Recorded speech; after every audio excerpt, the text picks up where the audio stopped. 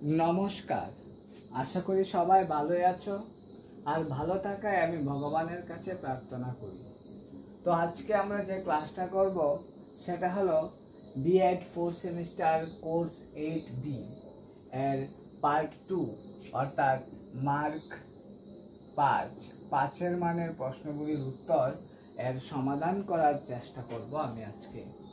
তো আজকে আমি তোমাদের প্রথমেই বলে দিচ্ছি, আমার ব্যক্তিগতভাবে যে প্রশ্নগুলো ভালো লেগেছে সেই প্রশ্নগুলোকে আমি এখানে উপস্থাপন করেছি এবং বুঝিয়ে দেবার চেষ্টা করব। আশা করি সবগুলি প্রশ্ন বোঝাতে না পারলেও যে প্রশ্নগুলি বুঝাবো এই প্রশ্নগুলি থেকে অবশ্যই কোনো না কোনো প্রশ্ন পরীক্ষায় এসে যাওয়ার কথা। যেমন ধরো, বিভিন্ন সামাজিক গোষ্ঠীর ক্ষেত্রে পাঠ্যক্রম প্রণয়নের নির্দেশমূলক নীতিসমূহ লিখো। যেমন ধরো, পাঠ্যক্রমের বিষয়বস্তু নির্বাচনের নীতিগুলি আলোচনা করো। তারপর হলো পাঠ্যক্রম সঞ্চালনের যে কোনো একটি পদ্ধতি আলোচনা করো। হলো পাঠ্যক্রমের মূল্যায়নের গুরুত্ব লিখো। NCFTE 2009 অনুযায়ী বিকাশশীল শিক্ষকের মূল্যায়নের নীতিগুলি উল্লেখ করো। তারপর হলো সময় তালিকার প্রয়োজনীয়তা লিখো। তারপর হলো লক্ষ্যায়িত পাঠ্যক্রমের বৈশিষ্ট্য ও উপযোগিতা লিখো। যদিও প্রশ্নগুলি যে যেখান থেকে পাও সেখান থেকে ভালো করে পড়ে নেবে, তবু আমার এখানে আমি যে প্রশ্নগুলি উপস্থাপন করেছি সেই প্রশ্নগুলিকে বুঝিয়ে দেবার আপ্রাণ চেষ্টা করছি। যদি কোনো ভুল ত্রুটি হয় তাহলে অবশ্যই আমাকে কমেন্ট করে তোমরা জানাবে, ঠিক আছে? তো আমাদের যে প্রথম প্রশ্ন সেটা হলো, বিভিন্ন সামাজিক গোষ্ঠীর ক্ষেত্রে পাঠ্যক্রম প্রণয়নের নির্দেশমূলক নীতিসমূহ আলোচনা করো। ঠিক আছে, বিভিন্ন সামাজিক গোষ্ঠীর ক্ষেত্রে। তো আমি তোমাদের পরে বুঝিয়ে দিচ্ছি। প্রতিনিধিত্বমূলক ও প্রতিনিধিত্ববিহীন বিভিন্ন সামাজিক গোষ্ঠীর পাঠ্যক্রমের কাঠামো পরিকল্পনা করার সময় আমাদের অতীত ঐতিহ্যের মূল ধারাসমূহ পাঠ্যক্রমে অন্তর্ভুক্ত করতে হবে। এদের মধ্যে সবচেয়ে গুরুত্বপূর্ণ হলো বিদ্যালয়ের বাইরের জীবনকে শ্রেণীকক্ষের গানের সঙ্গে যুক্ত করতে হবে। তারপর হলো শিক্ষণের মুখস্থ পদ্ধতির পরিবর্তন ঘটাতে হবে। তারপর হলো পাঠ্যপুস্তক কেন্দ্রিক পাঠ্যক্রমের পরিবর্তে শিশুদের সর্বাঙ্গীন বিকাশকে সুনিশ্চিত করতে পারে এমন পাঠ্যক্রম রচনা করতে হবে। তারপর হলো পরীক্ষা ব্যবস্থাকে নমনীয় করার জন্য শ্রেণী শিক্ষকের শিক্ষার সঙ্গে জীবন অভিজ্ঞতার সমন্বয় ঘটাতে হবে। আর সবচেয়ে গুরুত্বপূর্ণ হলো কোনো পাঠ্যক্রমিক কর্মসূচির মাধ্যমে বিভিন্ন গোষ্ঠীর শিশুদের বিদ্যালয়ের আঙ্গিনায় নিয়ে আসা এবং তাদের স্কুলে ধরে রাখা। তারপর হলো পাঠ্যক্রমের নকশায় সার্বজনীন প্রাথমিক যে দায়বদ্ধতা অবশ্যই প্রতিফলিত হওয়া দরকার। পাঠ্যক্রমের কেবল সাংস্কৃতিক বৈচিত্র্যকে অন্তর্ভুক্ত করলেই হবে না, বিভিন্ন আর্থসামাজিক পটভূমি থেকে আসা ভিন্ন প্রকৃতির দৈহিক, মনস্তান্ত্রিক ও বৌদ্ধিক বৈশিষ্ট্য সম্পন্ন শিশুর দল যাতে শিখতে পারে এবং বিদ্যালয়ে সাফল্য অর্জনে সমর্থন হয়ে ওঠে তা নিশ্চিত করতে হবে। এক্ষেত্রে কোনো সামাজিক গোষ্ঠীর প্রতিনিধিত্ব বা অপ্রতিনিধিত্বের মধ্যে কোনো ব্যবধান থাকবে না। তাছাড়া লিঙ্গ, জাত, ভাষা, ধর্ম ও দৈহিক ও মানসিক এবং অন্যান্য প্রতিবন্ধকতা থেকে উদ্ধৃত শিক্ষা সংক্রান্ত সমস্যাগুলিকে দূর করতে হলে সমস্যার গভীরে যেতে হবে। রীতিমতো গবেষণামূলক চর্চার মধ্য দিয়ে ওইসব সমস্যার সমাধান করা খুবই জরুরি। তাই ঠিক বাল্যকাল থেকেই নানান গোষ্ঠীর পাঠ্যক্রমের ডিজাইন ও শিক্ষণের বিষয়বস্তু নির্বাচন করতে হবে। আর তা করতে হবে শিক্ষণ পদ্ধতির অনুশীলনের মাধ্যমে।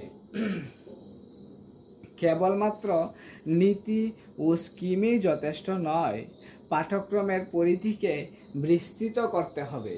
এই বিস্তৃত পরিধির মধ্যে অতীতের ঐতিহ্য, বাস্তব জীবনের কর্মবৈচিত্র্য, নানা ধরনের হস্তশিল্প ইত্যাদি অন্তর্ভুক্ত করা জরুরি। আবার আধ্যাত্মিক, নৈতিক ও সৃষ্টিশীলতা বিকাশের সুযোগকে বিস্তৃত পাঠ্যক্রমের অংশ করে নিতে হবে। এর সঙ্গে শিশুদের আধুনিক বিশ্বের হালচালের সঙ্গে পরিচয় করিয়ে দিতে হবে। দেখা যাবে প্রতিটি শিশু সে যে সামাজিক অবস্থানেই বসবাস করুক না কেন, নতুন দিনের, নতুন জীবনের স্বপ্ন সে দেখবে।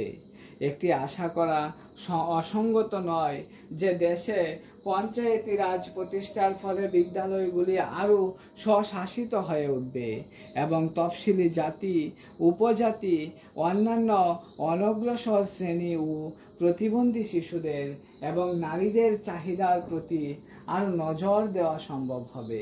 এর ফলে বিদ্যার্থীরা পরিচিতি পরিবেশের সঙ্গে স্বাভাবিকভাবেই নানান দক্ষতা অর্জন করার সুযোগ পাবে।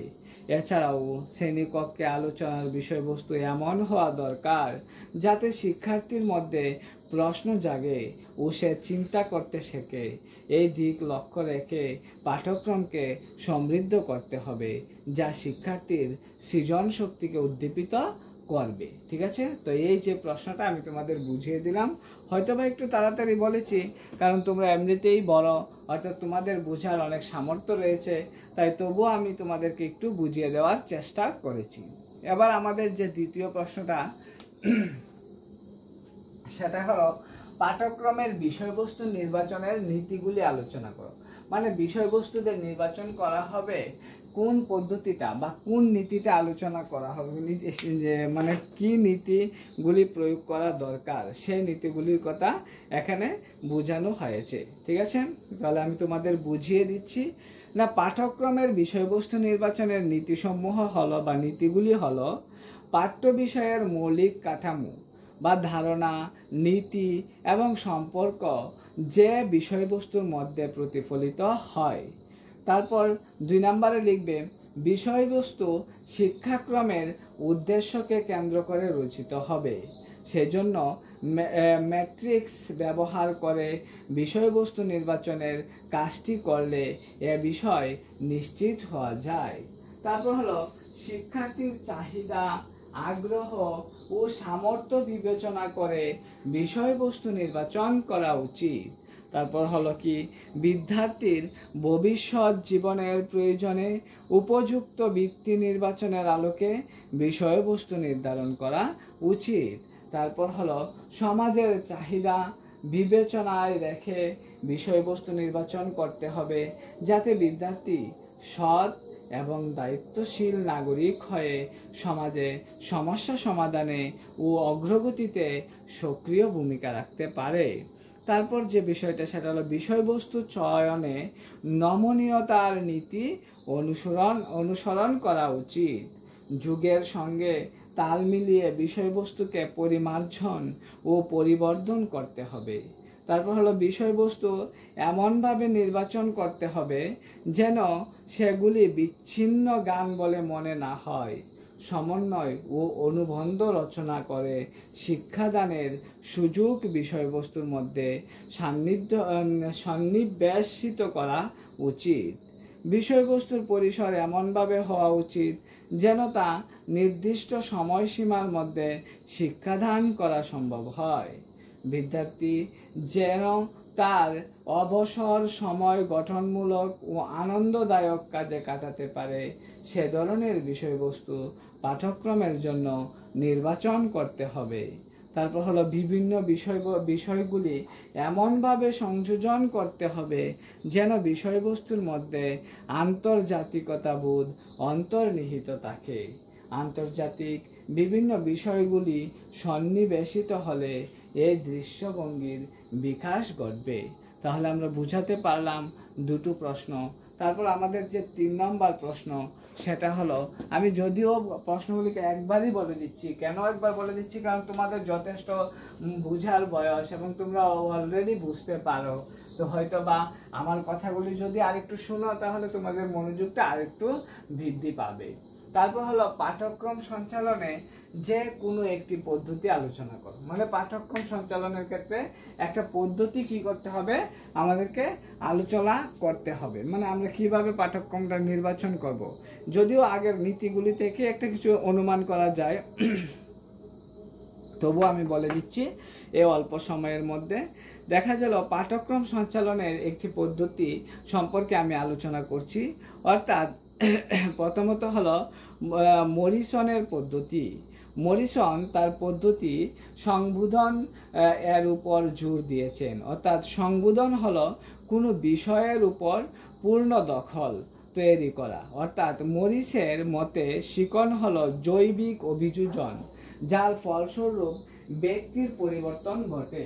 শিখন হলো সামগ্রিক সক্রিয় সংহতির প্রক্রিয়া।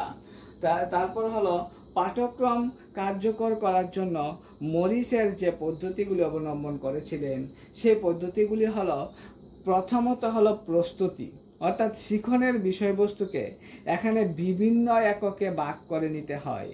প্রত্যেকটি এককে কোনো একটি নির্দিষ্ট বিষয়ের সম্পূর্ণ বোধ ও দখল তৈরি হওয়া প্রয়োজন। সমস্ত ছাত্রছাত্রী একটি সম্পূর্ণ আয়ত্ত করতে পারলে একটি সার্থক বলে মনে করা হয়। তারপর হলো কি অনুসন্ধান। মানে শিক্ষক প্রথম অনুসন্ধান করেন শিক্ষার্থী একক সম্বন্ধে কতটা জানে। প্রশ্ন করা, আলোচনা ইত্যাদির মধ্য দিয়ে জানার মাধ্যমে শিক্ষক অবহিত হতে পারেন তার শিক্ষণের ভিত্তি কতটা প্রস্তুত আছে। তারপর হলো কি উপস্থাপনা। হ্যাঁ, এবার নতুন বিষয়বস্তু শিক্ষক সংক্ষেপে শিক্ষার্থীদের কাছে তুলে ধরবেন। যতক্ষণ না পর্যন্ত শিক্ষার্থী একটি আয়ত্ত করতে না পারে ততক্ষণ পর্যন্ত নতুন একক শুরু করা যাবে না। তারপর হলো কি আত্মীকরণ। এ পর্যায়ে শিক্ষার্থী উপস্থাপিত বিষয়টি শ্রেণীকক্ষে বসে নিজে পড়বে। এর জন্য একাধিক পাঠ্যপুস্তক তাদের সরবরাহ করা যেতে পারে। পাঠ শেষে শিক্ষক তাদের নির্দেশিকা এবং কৃত্য সংবলিত কাগজ দেবেন, যার সাহায্যে তার পক্ষে জানা সম্ভব হবে শিক্ষার্থী একক বিষয়টি কতটা আয়ত্ত করতে পেরেছে। এ ব্যাপারে সন্তুষ্ট হলে তিনি পরবর্তী পর্যায়ে অগ্রসর হতে পারেন। তারপর হলো কি সংগঠন। না, সংগঠন হলো এই পর্যায়ে শিক্ষক পরীক্ষা করে দেখতে পাবেন পাঠ্যপুস্তক ছাড়াই শিক্ষার্থীরা কোন এককের মূল্য তত্ত্ব বা ধারণা কতটা স্মরণ করতে পারে। তারপর হলো আবৃত্তি। না, আবৃত্তি হলো সমস্ত ধাপগুলি শেষ হলে শিক্ষার্থীর মুখে মুখে বিষয়টি সম্বন্ধে তার যে ধারণা তা উপস্থিত করে। প্রয়োজনে শিক্ষক বা অন্য শিক্ষার্থীর ভুল সংশোধন করে দেবেন। সংযোজন ও পরিবর্তনও করা যাবে। যখন শিক্ষকরাই পাঠ্যক্রম রচনা করবেন তখন পাঠ্যক্রম কার্যকর করার এই পদ্ধতি অবলম্বন করা কাজে দেবে। দেখা যায় এই পদ্ধতির স্মৃতি একটি প্রধান স্থান দখল করে থাকে। মনে রাখতে হবে যে বোধ ধাপে ধাপে খণ্ডিতভাবে জন্মায় না, এটি সামগ্রিক বিষয় যা ধাপে ধাপে উন্নতি হয় মাত্র। ঠিক আছে, তাহলে আমি তোমাদেরকে এই তিনটা প্রশ্ন বুঝিয়ে দিলাম। তারপর যে প্রশ্নটা সেটা হলো কি, যদিও এই প্রশ্নটা আমি সবটা তোমাদের বুঝাতে পারবো না কারণ সময় খুব অল্প, সে অল্প সময় আমাকে ওই ক্লাসটা করতে হবে। আরো একটি ক্লাস রয়েছে, পাঠ্যক্রম মূল্যায়নের গুরুত্ব লেখো। ঠিক আছে, যে পাঠ্যক্রম মূল্যায়ন করা হবে সে পাঠ্যক্রম মূল্যায়নের গুরুত্ব লেখো। না, পাঠ্যক্রম মূল্যায়নের গুরুত্বগুলি হলো, যা চাওয়া হয়েছে তার সঙ্গে নতুন তৈরি পাঠ্যক্রমের কোনো ব্যবধান আছে কিনা তা জানতে মূল্যায়ন প্রয়োজন। তাছাড়া রোমান 2-তে লিখবে, প্রচলিত পাঠ্যক্রমের জীর্ণ পুরাতন অচল অংশকে দূর করে সাম্প্রতিক প্রয়োজনের নিরীক্ষে পাঠ্যক্রম তৈরি করার জন্য মূল্যায়ন প্রয়োজন। তারপর হলো রূপায়ণধীন পাঠ্যক্রমের পর্যালোচনার জন্য মূল্যায়ন প্রয়োজন। তারপর হলো পর্যালোচনা পর নতুন পাঠ্যক্রম তৈরির জন্য মূল্যায়ন প্রয়োজন। তারপর হলো তাৎক্ষণিক এবং দীর্ঘমেয়াদী লক্ষ্য পূরণে পাঠ্যক্রমের কার্যকারিতা যাচাইয়ের জন্য মূল্যায়ন বিশেষ প্রয়োজন। তাছাড়া হলো কোর্সের উন্নয়নে অর্থাৎ উন্নয়নের জন্য পাঠ্যক্রম মূল্যায়ন জরুরি বা ঠিক করে দেয় কোন কোন শিক্ষণ উপকরণ ও পদ্ধতি কোথায় সন্তোষজনক এবং জরুরি।